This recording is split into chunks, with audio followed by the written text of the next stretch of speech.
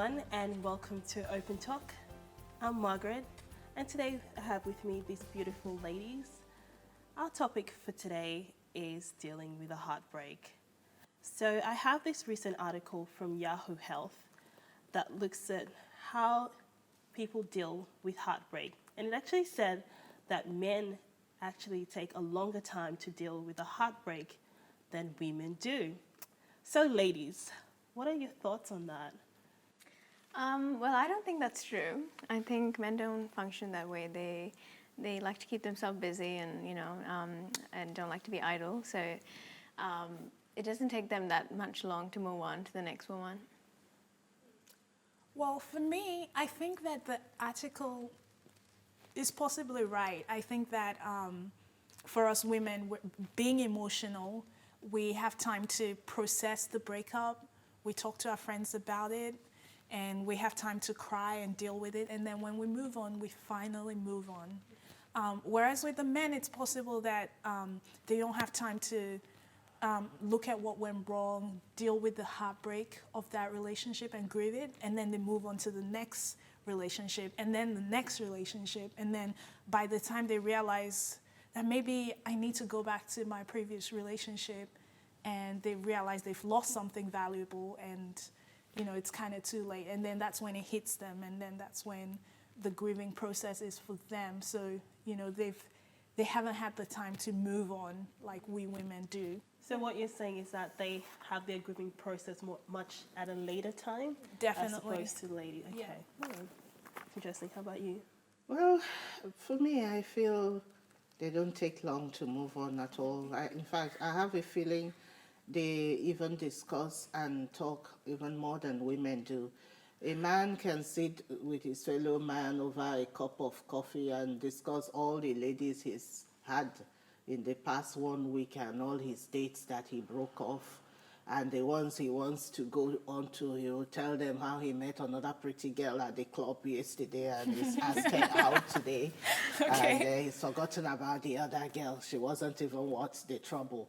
So he's moving on, and he's even making more contacts for other women. So they sit over a bottle of beer and they sit and talk and laugh over the heartbreaks they have caused some little girl or young woman that is grieving. Perhaps, Mom, it's a way for them to avoid the issue of their heartbreak. So they pretend that they are not heartbroken in order to try and, Maybe move they are on not. to the next It girl. could be their nature that they are not even heartbroken. Perhaps, They have yeah. just moved on. They just see you as a plaything to play with, a one-night stand, and then they move on. But you are grieving over your virginity, or whether you're pregnant, or whether you took your pill when you did it, or one thing or the other. Yeah. While they have nothing to lose. Men have nothing to lose. Sure. Because many a times guys think that dealing with their emotions is a sign of weakness for them. So I think that's probably what they try to stray away from without actually knowing that, no, that's actually a good thing. It helps you, move forward. Okay, so from what we've heard thus far, has any of you had any experiences with a bad breakup? Well, my last relationship ended very badly. I guess I initiated the breakup, but I didn't want to. I guess it was because his parents weren't for it. They treated me very badly, and and they didn't have any respect for my family either. So I didn't see it going any, I didn't see it as a long-term relationship. But I knew it's going to break up eventually, so I decided to take it up and be like, that's it. I think we should stop seeing each other. Yeah. My heartbreak came about the fact that I too ended a relationship, mainly because it wasn't the right relationship for me. I started to see things that I knew I didn't want in the relationship, and we weren't compatible. We were always fighting over things, and it felt like I was trying to be someone else other than myself to try and make the relationship work. So even though it was difficult, when the relationship ended, it felt like I had lost a friend, and it was a sad process. I felt very sad, and I also knew that both of us got hurt in the process. because he too had hopes and dreams of, you know, the relationship working out, and it didn't. So it's just that devastation of wanting something so bad, but knowing that it's not meant for you and having to let go of that. So that was what hurt. Did you have somebody else like I did when you broke up? No, I didn't. I wasn't in the mind frame of like wanting to move on to someone else. I just wanted to take time to get over this relationship and learn from it and make sure that the next relationship, you know, was better for me and was Much more positive. more Yeah. positive, and I learned lessons from the previous one that I know that will make me better at a new relationship. But to learn to take my time. How long did it take you Yeah. ladies from your experiences to recover from that? Yeah. For me, it didn't take me too long to recover because luckily I had a lot of things to do, so I didn't spend a lot of time thinking about the breakup. I knew it was just time for me to move on, so I surrounded myself with positive people. My friends, my family were there for me, and I had a lot of studies to do, so I just put all my effort into my studies and making that happen for me. It actually took me at least 1 year, I would say, to get over it because it was really hard. And I knew I did the right thing because, you know, family means a lot to me. And if his family wasn't for it, I don't want to deal with in-laws later on who don't like me. True. And it made it even more harder when after like 6 months we bumped into each other in the city and we started talking again. And, you know, it was like, you know, we should get back together. And I think that was the biggest mistake I did was to, you know, convince myself, no, maybe it is the right thing and we can make this work when we can't. You know, the damage was already done. And so that actually was harder to break it off for the second time, but it was the best decision I ever made. And I feel like I've grown as a person after that, I think I can say for us ladies, naturally, we have that intuition that tells you if something is right or if something is wrong. And I find even from past relationships, you know, you sort of have that feeling that's like, I know he's not right for me. Maybe it's his looks that draws you closer or something or the other, but, you know, looks alone are not important, you know. There's so much more that holds and glues a relationship together. And I think I want to add that you should never think that you're going to change someone. If you think that you're going to be with a guy and then change them, that's not going to happen. So if there's something that you don't agree with, I just think it's best to not get into the relationship thinking that you're going to change the person. If you love someone, you got to love them for who they are, their flaws and all. I think you can change people through prayers. For instance, your father, I prayed a lot for him, and he was able to change by stopping his cigarette habits, which was very difficult for him to stop. So people do change. Yeah, but the thing is, you have to love them enough to want to spend that much effort And trying energy. to change them. That's true. Yeah, so, unless you love them that much and you're willing to put in the time and effort to change them, because it's not going to be easy. No, it wasn't. You know, everyone is an individual, and it's going to be like, what you want to change me for? Like, you know, so... And if they don't see it as a problem, They then wouldn't change. No. It's going to be a battle. Addictions, you It's know. going to be a battle for sure. On a lighter note, what would you ladies consider an absolute deal breaker in a relationship? well, if he can't be honest with me about himself and, you know, the people around him, then no, I see that as a big deal breaker because I like to be with someone who's honest with me because I'm always honest and blunt sometimes, most of the time. So I like that, you know, back to me. So yeah. Yeah, I think a deal breaker for me would be someone who doesn't value what I stand for.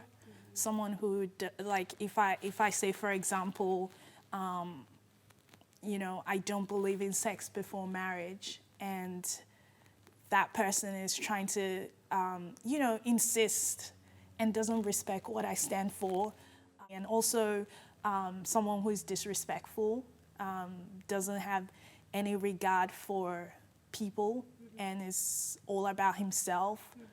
Yeah, that would be a deal breaker for me. And for me, it's somebody with no personal hygiene and who at the same time is unfaithful. Looks at every woman and tries to chase every woman. That he is sees. so I didn't see that coming. Personal hygiene. That's very repulsive to Yeah, me. okay. I just And what can't about you, take it. Marge? Yeah. I think for me it would be morals and values. Like if I do not share the same morals and values, I just know it's a recipe for disaster, because I would be on that wavelength and you're literally thinking in the opposite direction. And I think for a relationship to work, there's got to be, I think morals and values set that foundation. And if Yeah. you don't have that, you know, it just, I don't see it working. So moving on from deal breaker, what would you say? Would you say it's better for you to go through a heartbreak or never go through one at all? I would prefer to go through a heartbreak because that means I have opened up my mind and loved somebody. As God said, we should love our neighbor as we love ourselves. If after loving somebody, the person wasn't worth it and showed himself to be unworthy of my love, he can go. No problem. I'll get somebody else and I'll be open to love another person until I get the Mr. Right. For me, I think it's possible to avoid heartbreak in your life by making the right choices. You know, what's heartbreak? Usually heartbreak ends up when you know that the person wasn't right for you. And like you mentioned earlier, we do have an intuition, you know, but we tend to brush it aside for whatever reason. But I think it's not part of God's plan for us to suffer heartbreak.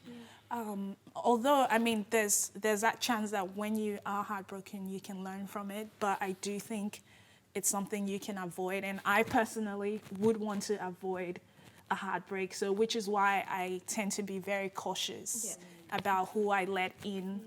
Because I know that at the end of the day, the right guy would treasure what I stand for and treasure my heart and would not want to break it. That's true. That's absolutely Absolutely. true. Yeah, I guess, you know, the last relationship has taught me a lot. So when I do look for someone now, I know when I see red flags, I'm like, nah, okay, now I'm going to turn around.